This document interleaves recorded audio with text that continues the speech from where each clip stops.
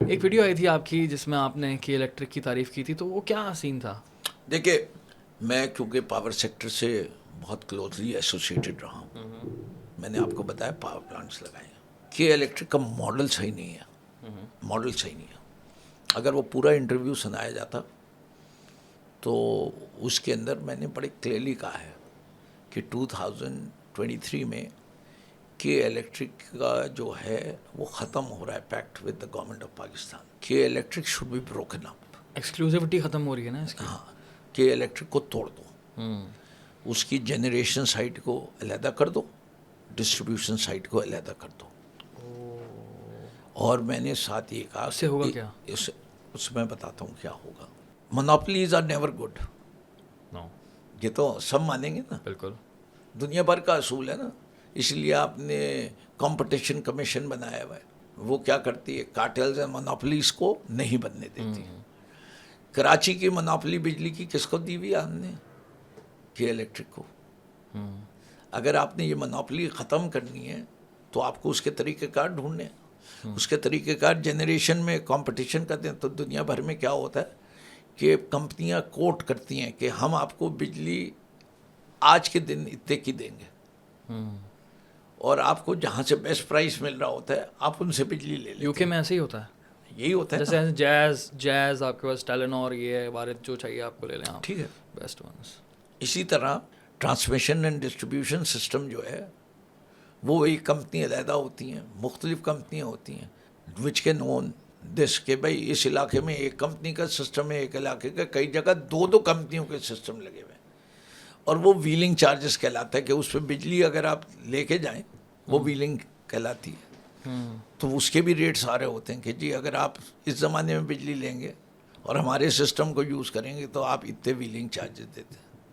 یہ تو بڑا کلیئر ہو گیا بات. اور بیسکلی میں نے اس کے بعد جو ہے وہ ڈسٹریبیوشن. اچھا، آج پاکستان میں جتنی بھی ڈسٹریبیوشن کمپنیز ہیں جن کو پاکستان میں ڈسکوز کہا جاتا ہے، for what reason I don't know, اس لیے کہ وہ پوری قوم کو نچا رہی ہیں شاید اس لیے ڈسکو کہا جاتا ہے. ناچنے کی جگہ ہے ڈسکو، لیکن ڈسکو کہنے کی وجہ ڈسٹریبیوشن کمپنیز ہیں.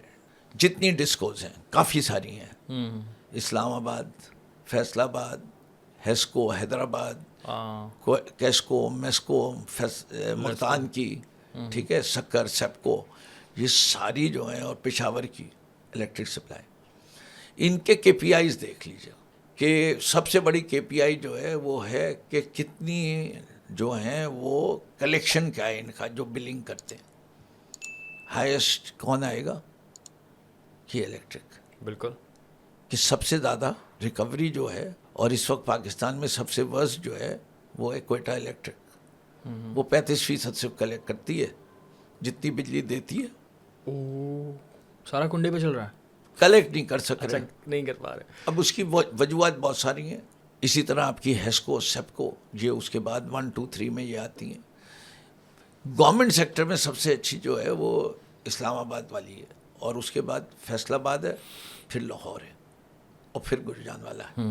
ٹھیک ہے، ان دیٹ آرڈر. اچھا، سیٹسفائیڈ امپلائی سیٹسفیکشن، اس سروے میں جو ہے سب سے ہائیسٹ ریٹ کرتی ہے کے الیکٹرک. کنزیومر کو سروسز پرووائڈ کرنے میں سب سے اچھی کون ہوتی ہے؟ پھر کے الیکٹرک.